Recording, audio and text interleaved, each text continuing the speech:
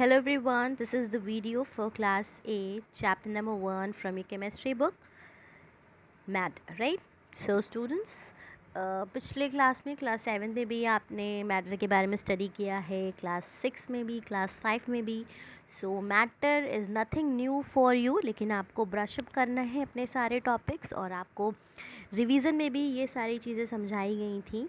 चलिए स्टार्ट करते हैं आपकी बुक से. Chapter number 1. तो सबसे पहले बात करेंगे इंट्रोडक्शन. मैटर क्या है, आप सभी को पता है कि एवरीथिंग अराउंड अर्थ, जो भी चीज़ें हमारे आस पास हैं, ये सभी क्या हैं, मैटर हैं, चाहे वो लिविंग हो या नॉन लिविंग हो. Alright, just a second.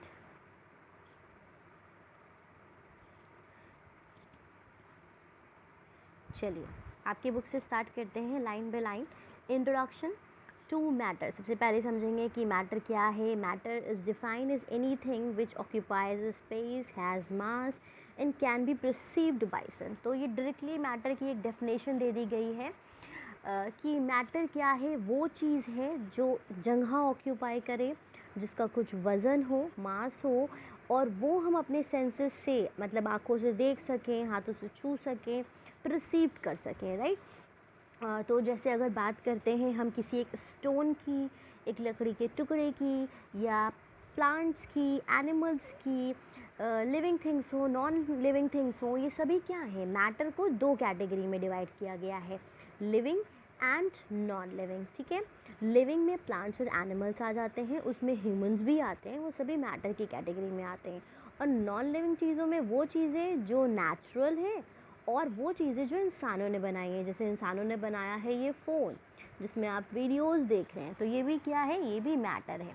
ठीक है. तो हम मैटर को पहचानेंगे कैसे, ये तीन बातें बहुत इम्पॉर्टेंट है मैटर को पहचानने के लिए. वही चीज़ मैटर है जो जगह ऑक्यूपाई करे, जिसका कुछ वज़न हो और जिसको हम अपने सेंसेस से परसीव्ड कर सकें. राइट. ये सारी प्रॉपर्टीज़ उसमें होनी चाहिए. ठीक है. तो मैटर, तभी वो मैटर कहलाएगा. चलिए आगे देखते हैं हम. Composition of matter. मैटर किससे मिलकर के बना है. तो मैटर का कॉम्पोजिशन क्लास 7 में भी आपने पढ़ा है कि मैटर क्या है. आपको पता है कि एटम क्या है. एटम स्मॉलेस्ट पार्टिकल है किसी भी एक एलिमेंट का. मतलब अगर मैं कहूँ कि हाइड्रोजन गैस ये एक एलिमेंट है, तो ये किससे मिलकर के बना है, ये हाइड्रोजन के एटम से मिलकर के बनी है. ठीक है. ऑक्सीजन गैस, तो ये एक एलिमेंट है. अब ये किससे मिलकर के बनी है, ऑक्सीजन के बहुत सारे एटम से मिलकर के बनी है. तो एटम को क्या कहा जाता है, स्मॉलेस्ट पार्टिकल कहा जाता है. तो मैटर जिन सब्सटेंसेस से मिलकर के बने हुए हैं वो उसकी कॉम्पोजिशन है. जैसे हम लोग खाना बनाते हैं तो उसमें जो भी इंग्रेडिएंट्स पड़ते हैं वो क्या है, वो उसका एक तरह से आप कॉम्पोजिशन कह सकते हैं, जिससे वो चीज़ बन रही हो. राइट. चलिए आगे देखते हैं, डेफिनेशंस के अकॉर्डिंग स्टडी करते हैं. Matter in any state is compose of small particle. अब नो मैटर की स्टेट क्या है, चाहे वो सॉलिड हो, चाहे वो लिक्विड हो, चाहे वो गैस हो, वो छोटे छोटे पार्टिकल से मिलकर के बनी. जैसे पिछले क्लास में आपने पढ़ा कि हम उसको सब्सटेंसेस कहते हैं, स्मॉल पार्टिकल्स होते हैं. वो एक्चुअली में क्या है, वो मॉलिक्यूल्स हैं, एटम्स हैं और आयन्स हैं. राइट. ये भी आप डिटेल में स्टडी कर चुके हैं कि मॉलिक्यूल्स, एटम्स और आयंस क्या होते हैं, चैप्टर नंबर 4 में पिछली क्लास में. राइट. चलिए एटम के बारे में पढ़ते हैं. An atom is the smallest particle of an element. अभी मैंने आपको बताया कि अगर हाइड्रोजन गैस है तो हाइड्रोजन गैस या ऑक्सीजन गैस छोटे छोटे एटम से मिलकर के बनी है. तो एक एलिमेंट के सबसे छोटा भाग क्या है, एटम है, which can take part in reaction and is considered the basic unit of matter. वो क्या है, वो रिएक्शन में पार्ट लेता है. ठीक है. बाउंडिंग्स और जो बॉन्ड्स बनते हैं उसमें पार्ट लेता है, और वो उसको हम क्या कहते हैं, बेसिक यूनिट ऑफ मैटर भी कहते हैं. Example of, hydrogen atom, oxygen atom, chlorine atom, ये सभी क्या है, एटम्स हैं. फिर मॉलिक्यूल्स की अगर हम बात करते हैं तो ये किसी सब्सटेंस का स्मॉलेस्ट पार्टिकल है that can normally exist separately and retain the characteristic. अब जैसे जब एटम आपस में मिलते हैं, दो या दो से ज़्यादा एटम आपस में मिलते हैं, तो उसको क्या कहा जाता है, उसको कहा जाता है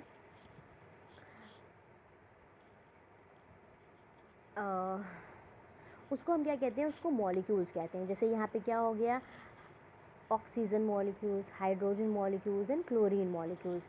ठीक है, अब आयंस क्या होते हैं? आयंस ग्रुप ऑफ एटम्स कह सकते हैं। जैसे मॉलिक्यूल्स में क्या है कि एक से ज़्यादा एटम मिल रहे हैं, ठीक है, और लेकिन उनमें कोई चार्जेस नहीं होते हैं। आयंस में क्या होते हैं कि एटम एक से ज़्यादा होंगे और लेकिन उसमें कुछ चार्जेस होते हैं, चाहे वो पॉजिटिव हो या नेगेटिव हो। तो जब चार्जेस आ जाते हैं तो वो आयंस होते हैं, और जब चार्जेस नहीं होते हैं वो क्या होते हैं? वो हमारे मॉलिक्यूल्स होते हैं।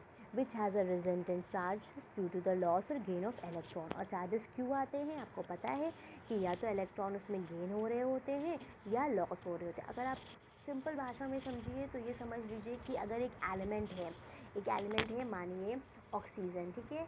ऑक्सीजन जो एलिमेंट है उसका हम फॉर्मूला लिखते हैं O2, हाइड्रोजन गैस। वो छोटे छोटे क्या कहते हैं उसको, ऑक्सीजन गैस, सॉरी। तो वो छोटे छोटे ऑक्सीजन एटम से मिल करके बनी है।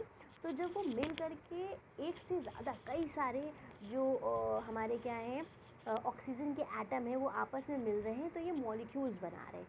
अब जब ये मॉलिक्यूल्स बना लेंगे, ये O2 बना लेंगे, तो उसके बाद क्या होगा? ये किसी के साथ बॉन्डिंग करेंगे, ये जो मॉलिक्यूल है वो किसी और के साथ जाके बॉन्डिंग करेगा। तो वहाँ पे क्या होंगे? आयंस फॉर्म होंगे, मतलब इस पर कुछ चार्जेस आ जाएंगे। चाहे वो, अब वो चार्जेस क्यों आते हैं वो आप लोगों ने स्टडी किया है कि जब ऑकलेट का रूल कंप्लीट करते हैं, वो अपने इलेक्ट्रॉन लूज़ करते हैं, गेन करते हैं, तो ये सारी चीज़ें आती हैं, तो चार्जेस उसमें प्रेजेंट होते हैं, तो वो आयंस हो जाते हैं। तो उम्मीद है कि एटम्स, मॉलिक्यूल्स और आयन आपको अच्छे से क्लियर हो गया होगा, राइट। चलिए आगे बढ़ते हैं हम नेक्स्ट टॉपिक की तरफ, कैरेक्टरिस्टिक्स ऑफ मैटर। अब इसकी इंपॉर्टेंट कैरेक्टरिस्टिक्स जो है हम उनको डिस्कस करेंगे। सबसे पहले वॉल्यूम, ठीक है। Matter occupies space which is called its volume. मतलब वो जो जगह कवर करता है उसी को ही हम क्या कहते हैं? उसकी वॉल्यूम कहते हैं। मास क्या है? जो उसका वज़न है, और उसको हम रिप्रेजेंट करते हैं मास से। वेट क्या है? The gravitational pull on matter represent its weight, ठीक है। जो उस पर ग्रेविटी की तरफ, जो ग्रेविटी फोर्स उसको अपनी तरफ खींच रही है, वो उसका वेट प्रेजेंट करता है। Receiving of matter can be perceive by touch, sight और स्मेल एक्सेट्रा। मतलब जो हम अपने सेंसेस से उसको परसीव करते हैं उसका मतलब है receiving of matter. Example of matter, living. अभी आपको मैंने पहले ही बता दिया कि लिविंग और नॉन लिविंग जितनी भी चीज़ें हैं वो सभी मैटर की कैटेगरी में आती हैं। चलिए आगे देखिए, इसका फोर्थ टॉपिक क्या है? States of matter. अब यहाँ पे जो मैटर है उनको 3 कैटेगरी में डिवाइड किया गया है, सॉलिड, लिक्विड एंड गैसेस। ये आप हमेशा से पढ़ते चले जा रहे हैं। फोर्थ स्टेट इसकी आ गई है, that is the plasma state. अब हम इसको स्टडी करते हैं कि इसमें 4 स्टेट्स हैं and the fourth state is the plasma state, right. अब हम इसकी कैरेक्टरिस्टिक डिस्कस करेंगे जो कि बहुत ही बेसिक हैं और आप हमेशा से पढ़ते चले आ रहे हैं। स्पेस तो आपको पता है, सॉलिड ऑक्यूपाइज स्पेस, सभी ऑक्यूपाइज करेंगे क्योंकि ये बेसिक प्रॉपर्टी है। स्पेस ऑक्यूपाई करना, मास होना और परसीव करना सेंसेस से, तो इसमें भी स्पेस ऑक्यूपाई करेगा, गैसेस भी स्पेस ऑक्यूपाई करेंगे।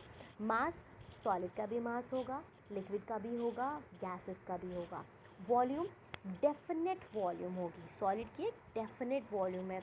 मतलब जैसे अगर एक पत्थर है तो एक लकड़ी का टुकड़ा है तो उसका ये एक डेफिनेट वॉल्यूम है, उतनी ही जगह वो कवर करेगा, ठीक है। इसी तरह से एक पानी अगर आप किसी जग में भरते हो तो वो एक, मानिए एक जग है उसमें आपने इतना पानी भर दिया तो ये इसकी वॉल्यूम है कि ये इतनी स्पेस ऑक्यूपाई कर रही। लेकिन गैसेस की कोई डेफिनेट वॉल्यूम नहीं होती है। क्यों नहीं होती है? क्योंकि अगर आप एक जार में गैस फिल करते हो तो यहाँ नीचे नीचे नहीं रहेगी, वो पूरी उस सिलेंडर को ऑक्यूपाई कर लेगी। अब अगर ये इतना बड़ा डब्बा है तो इसमें, इतना बड़ा डब्बा है इसमें, गोल है तो इसमें, उससे भी छोटा है तो उसमें, तो इसकी कोई भी डेफिनेट वॉल्यूम नहीं होती है। गैसेस की कोई डेफिनेट वॉल्यूम नहीं है, याद रखिए, नो डेफिनेट वॉल्यूम। याद रखने की ज़रूरत नहीं है, आपको समझने की ज़रूरत है। मानिए एक पत्थर है तो वो उतनी ही जगह में रहेगा, पानी है तो वो बाल्टी में है तो वो उतनी ही जगह में रहेगा। लेकिन गैसेस, जैसे परफ्यूम हमने कमरे में स्प्रे किया वो पूरे रूम में फैल जाएगा, ये नहीं है कि बस उतने ही हिस्से में रहेगा, क्योंकि उसकी कोई डेफिनेट वॉल्यूम नहीं होती। इसी तरह से शेप की बात करें तो पत्थर का शेप होता है, इट हैज़ अ शेप, लेकिन लिक्विड का कोई शेप नहीं होता। कटोरी में रख दिए तो कटोरे जैसा जार में रख दिए तो जैसा जार का शेप है वैसा जिस ग्लास में रख दीजिए उसके शेप ऑक्यूपाई कर लेता है। इसी तरह से गैसेस का भी कोई शेप नहीं होता है। अब हम बात करते हैं डेंसिटी की। तो सॉलिड की डेंसिटी कैसी है? हाई डेंसिटी है, ठीक है, मतलब वो बहुत कचाकच है, बहुत भरा हुआ है। और लिक्विड क्या है? कम है। और गैसेस क्या है? लीस्ट है, सबसे ज़्यादा कम है। कंप्रेसिबिलिटी का मतलब होता है दबाना, उसको दबाव पड़ना। जैसे आप पत्थर को अगर दबाने की कोशिश करें तो उसको दबा नहीं सकते, लेकिन अगर प्लास्टिक की बॉटल में पानी है तो उसको आप हल्का हल्का प्रेस कर सकते हो। इसी तरह से अगर एक बलून है और उसमें जगह है, गैस है, तो उसको भी आप क्या कर सकते हो? कंप्रेस कर सकते हो। तो वो कंप्रेसिबल है, हाईली कंप्रेसिबल। क्योंकि आप क्या करोगे, जब उसको कंप्रेस करोगे तो गैसेस के मॉलिक्यूल्स रश होकर दूसरी तरफ चले जाएंगे। यही चीज़ लिक्विड में होगा, लेकिन सॉलिड में ये चीज़ नहीं होगी। और गैसेस में ये चीज़ सबसे ज़्यादा है, ये हाईली कंप्रेसिबल है। Free surface, any number of free surfaces, मतलब सॉलिड का अगर मानो ये एक क्यूब है तो उसके उतने सरफेसेस हैं। इसी तरह से पानी की अगर बात करी जाती है तो पानी का सिर्फ और सिर्फ एक अपर सरफेस होता है। मतलब जब आपने पानी किसी जार में रखा तो उसका बस ये एक ऊपरी जो तला है ये उसका फ्री सरफेस है। और गैसेस में कोई भी सरफेस नहीं होता, वो इधर उधर भागती रहती है जिस भी कंटेनर में होती है, ठीक है। डिफ्यूजन मतलब जो पत्थर है अगर आप कहीं पे रखते हो तो क्या वो आपस में मिल जाएंगे, घुल जाएंगे, गायब हो जाएंगे? नहीं, ठीक है। तो उसमें कैन नॉट डिफ्यूज़, ये डिफ्यूज़ नहीं करते हैं। और अगर लिक्विड की बात करें, अब आप मानिए आपने एक इसमें पानी लिया और ऊपर से आपने रेड कलर का पानी मिला दिया, तो ये दोनों पानी आपस में मिलेंगे कि नहीं मिलेंगे? डिफ्यूज़ करेंगे। तो इसमें क्या है? ये डिफ्यूज़न शो करता है। और इसी तरह से दो तरह की जब आप गैसेस एक कंटेनर में डालते हैं तो वो और जल्दी आपस में मिल जाती है, तो ये शो करता है, थोड़ा स्लो होता है in comparison with the gases. Alright students, तो ये हमने सॉलिड, लिक्विड और गैसेस की प्रॉपर्टीज़ डिस्कस करी हैं, कैरेक्टरिस्टिक्स डिस्कस करे हैं, कॉम्पोजिशन डिस्कस करी है और मैटर के बारे में डिस्कस करा है। आज की इस वीडियो में इतना ही।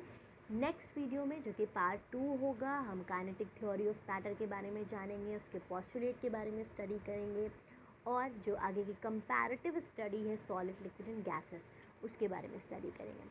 Thank you everyone for watching the video. Have a good day.